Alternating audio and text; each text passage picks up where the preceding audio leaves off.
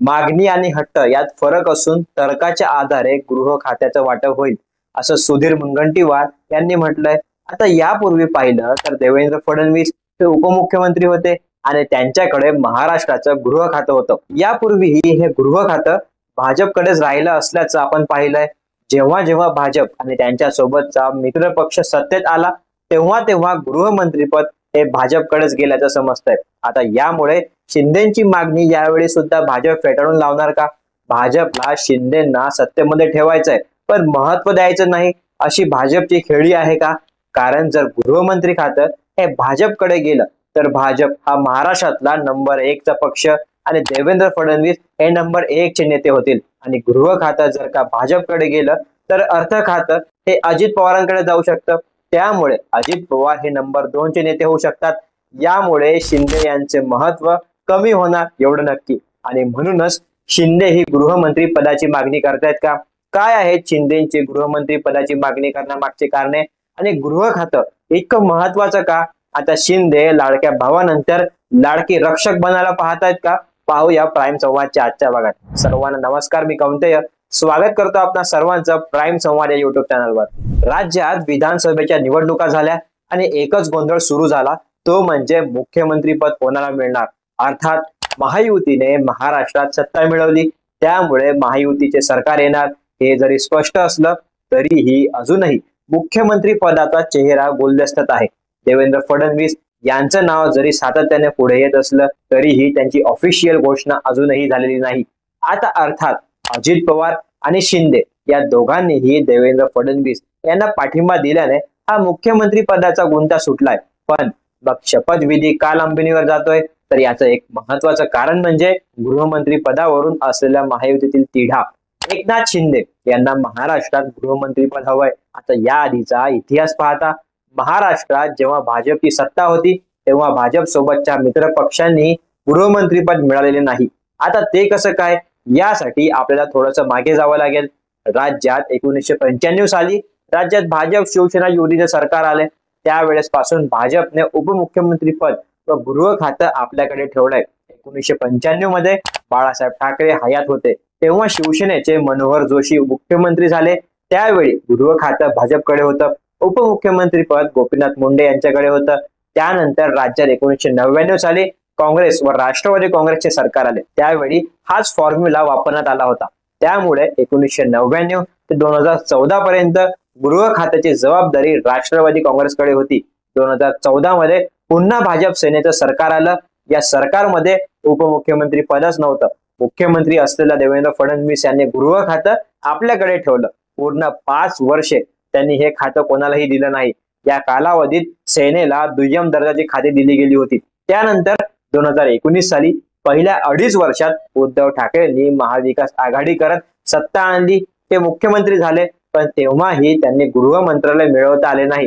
राष्ट्रवादी काँग्रेसचे अनिल देशमुख यांच्याकडे हे पद होते. त्यांच्यावर अनेक आरोप झाले त्यामुळे त्यांना या पदाचा राजीनामा द्यावा लागला होता.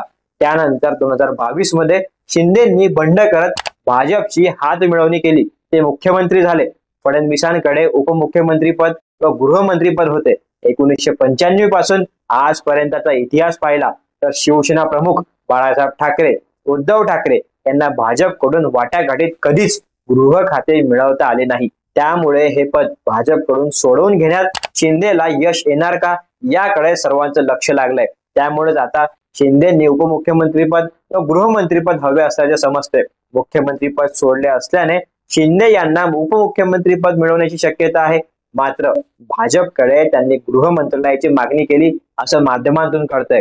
त्यामुळे येत्या काळात भाजपकडून त्यांची मागणी पूर्ण केली जाऊ शकते का याकडे सर्वांचं लक्ष लागलंय. आता एकनाथ शिंदे हे गृहमंत्री पदावर अडून का बसलेत हेही पाहूया. 2022 साली शिंदेंनी बंड केलं आणि भाजप सोबत जाऊन सत्ता मिळवली. तेव्हापासून शिंदे यांनी त्यांचे महत्व हे अख्ख्या महाराष्ट्राला दाखवून दिलंय. आता जर महायुतीची सत्ता येऊन देवेंद्र फडणवीस मुख्यमंत्री झाले आणि गृह खातं हे भाजपकडेच राहिलं तर एकनाथ शिंदे यांचं सत्तेतलं महत्व हे कमी होऊ शकतंय. त्याचप्रमाणे अजितदादा सुद्धा त्यांचा पक्ष विस्तार आणि महाराष्ट्रात त्यांच्या पक्षाचं महत्व हे वाढवण्यावर भर देऊ लागलेत. आता यामुळे होतंय काय तर महाराष्ट्रात आधीच भाजपचा दबदबा आहे त्याचबरोबर आता नव्याने स्थापन झालेल्या अजित पवारांचा राष्ट्रवादी काँग्रेस पक्ष हा सुद्धा त्यांचं महत्व महाराष्ट्रात वाढवतोय। यामुळे शिंदेच्या महत्वाला कात्री लागू शकते। म्हणूनच सत्तेला स्थान बळकट करण्यासाठी शिंदे हे गृहमंत्री पदाची मागणी करताना दिसतात। गृह मंत्रालय हा कायदा आणि सुव्यवस्था नियंत्रण ठेवणारा एक शक्तिशाली पोर्टफोलिओ आहे, जो सरकारमधील शिंदे यांचं स्थान मजबूत करण्यासाठी महत्वपूर्ण आहे। आणि आता त्याचा त्याग केल्याने त्यांची तसंच त्यांच्या पक्षाची स्थिती कमकुवत होऊ शकते। गृह मंत्रालय पोलीस दल आणि प्रमुख कायदे अंमलबजावणी संस्थांवर देखरेख करते। या मंत्रालयावर नियंत्रण ठेवल्याने प्रशासकीय निर्णय, तपास आणि नियुक्त्यांवर महत्वपूर्ण प्रभाव पडतो। कायदा आणि सुव्यवस्था व्यवस्थापित करणे हे सुनिश्चित करते की शिंदे त्यांच्या मित्र पक्षांचं रक्षण करू शकतात, त्यांचे स्थान सुरक्षित करू शकतात आणि विरोधी पक्षांच्या डावपेचांना तोंड देऊ शकतात। म्हणजेच गृहमंत्री खातं हे शिंदेकडे गेल्याने शिंदे राज्यातील परिस्थिती, पोलीस दल या सगळ्यांची इमेज बदलून विरोधकांवर त्यांचा चांगलाच वचक निर्माण करू शकतील। यामुळेही शिंदे यांना गृह खातं हवंय असं मानलं जाते। शिवसेनेपासून म्हणजेच उद्धव ठाकरे पासून फारकत घेतल्यानंतर शिंदे यांना आपला गट शक्तिशाली आणि स्वतंत्र म्हणून दाखवण्याची गरज आहे। गृह मंत्रालय सांभाळल्याने युती आणि राज्यात त्यांचा दर्जा वाढतो।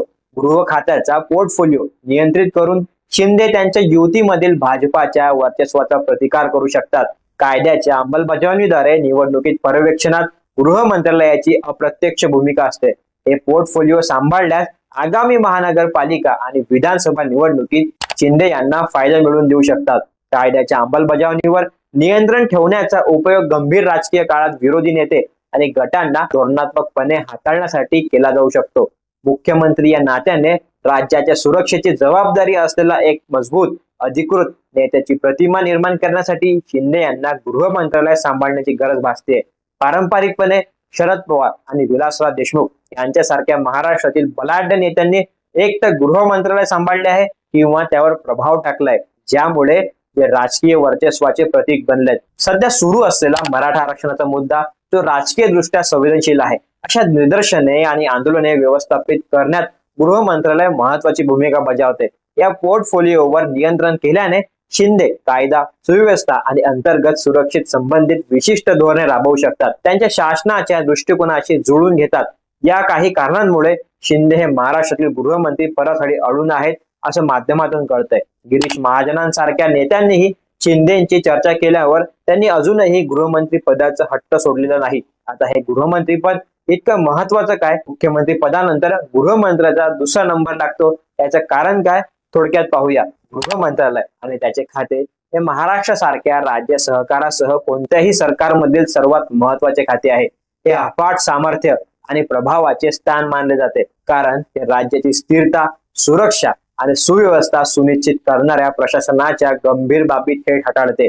गृह मंत्रालय पोलीस दलावर देखरेख करते, जे कायदा आणि सुव्यवस्था राखण्यासाठी, गुन्हे रोखण्यासाठी आणि नागरिकांची सुरक्षा सुनिश्चित करण्यासाठी जबाबदार असतात। जातीय सलोखा व्यवस्थापित करणे, दंगली रोखणे आणि जातीय किंवा प्रादेशिक आंदोलनांना संबोधित करण्यात मंत्रालयाची प्रमुख भूमिका असते। बंडखोरीपासून संघटित गुन्हेगारीपर्यंत राज्याची अंतर्गत सुरक्षा यंत्रणा मजबूत आहे की नाही हे तपासण्याचे काम गृह मंत्रालयाचे असते। मंत्रालय पोलिसांच्या नियुक्त्या, बदल्या, पदोन्नती आणि शिस्तभंगाच्या कृतींवर नियंत्रण ठेवते, जे प्रभावी आणि निष्ठावान शक्ती राखण्यासाठी महत्वपूर्ण आहेत। गृह मंत्रालय गुप्तचर संस्थांवर देखरेख ठेवते, जे धोक्यांबद्दल गंभीर माहिती गोळा करतात, संकटांना सक्रिय प्रतिसाद देतात, भ्रष्टाचारी विरोधी युनिट्स, दहशतवाद विरोधी पथके म्हणजेच ATS, सायबर क्राईम सेल आणि इतर विशेष कायद्यांची अंमलबजावणी करणाऱ्या संस्थांना निर्देशित करते। गृह मंत्रालय पूर, भूकंप किंवा साथीच्या रोगांसारख्या नैसर्गिक आपत्तींना वेळेवर मदत आणि कायद्यांची अंमलबजावणी सहाय्य सुनिश्चित करण्यासाठी प्रतिसादांचे कोऑर्डिनेशन राखते। औद्योगिक अपघात किंवा मोठ्या प्रमाणात निषेधांसह इमर्जन्सी परिस्थितींना तोंड देण्यासाठी राज्याला तयार करण्याची जबाबदारी या गृह मंत्रालयाचीच असते। शांततापूर्व निवडणुका सुनिश्चित करण्यासाठी पोलीस आणि निमलष्करी दल तैनात करणे गृह मंत्रालयाची महत्वपूर्ण भूमिका असते। मतदान केंद्रावरील सुरक्षेवर देखरेख करून आणि बेकायदेशीर कृत्य रोखण्यासाठी राजकीय मोहिमांवर देखरेख करून अप्रत्यक्षपणे निवडणुकांवर प्रभाव पाडणे हे गृह मंत्रालयाचे एक महत्वाचे काम आहे। तपास आणि कायद्याची अंमलबजावणी करण्याची शक्ती प्रतिस्पर्ध्यांचे व्यवस्थापन करण्याचे धोरणात्मक वापरली जाऊ शकते. गृह मंत्रालय महिला आणि मुलांविरुद्धच्या गुन्ह्यांचा निराकरण करण्यासाठी कायदे आणि धोरणे लागू करते, जसे की घरगुती हिंसाचार आणि मानवी तस्करी, शेतकरी गट, कामगार संघटना किंवा इतर सामाजिक घटकांच्या आंदोलनांना संवाद किंवा अंमलबजावणीद्वारे संबोधित करण्यात मंत्रालय महत्वपूर्ण आहे. महाराष्ट्रासारख्या राज्यात गृह मंत्रालय माओवाद, बंडखोरी आणि अतिरेकी धोक्यांचा सक्रियपणे मुकाबला करते. इतर देशांच्या सीमेवर असलेल्या किंवा अंतर्गत सुरक्षा आव्हानांना तोंड देत असलेल्या राज्यांमध्ये गृह मंत्रालय सीमा सुरक्षा दल म्हणजे BSF, केंद्रीय राखीव पोलीस दल म्हणजे CRPF आणि इंटेलिजन्स ब्युरो म्हणजे IB सारख्या केंद्रीय संस्थांबरोबर जुळून काम करते. अंतर्गत सुरक्षा आणि आपत्ती व्यवस्थापनाशी संबंधित केंद्र सरकारच्या उपक्रमांच्या अंमलबजावणीचे समन्वय साधते. गृह मंत्रालय हे सरकारच्या प्रशासनाचा कणा आहे आणि शक्ती आणि प्रभावाचे प्रतीक आहे. महाराष्ट्रासारख्या राज्यामध्ये इथे कायदा आणि सुव्यवस्था, राजकीय स्पर्धा आणि सामाजिक गतिमानता गुंतागुंतीची आहे. कोणत्याही राजकीय नेत्यासाठी गृह मंत्रालय हे एक महत्वाचा पोर्टफोलिओ बनते, ज्याचे ध्येय सत्ता एकत्र करणे, प्रशासनाची स्थिरता सुनिश्चित करणे आणि त्यांच्या राजकीय प्रभाव वाढवणे हे असते. यामुळेच आता शिंदे यांना गृहमंत्रीपद हवं आहे, जेणेकरून ते लाडक्या बहिणीचे भाऊ बनलेच आहेत, पण त्याचबरोबर महाराष्ट्राचे रक्षक सुद्धा बनू शकतात.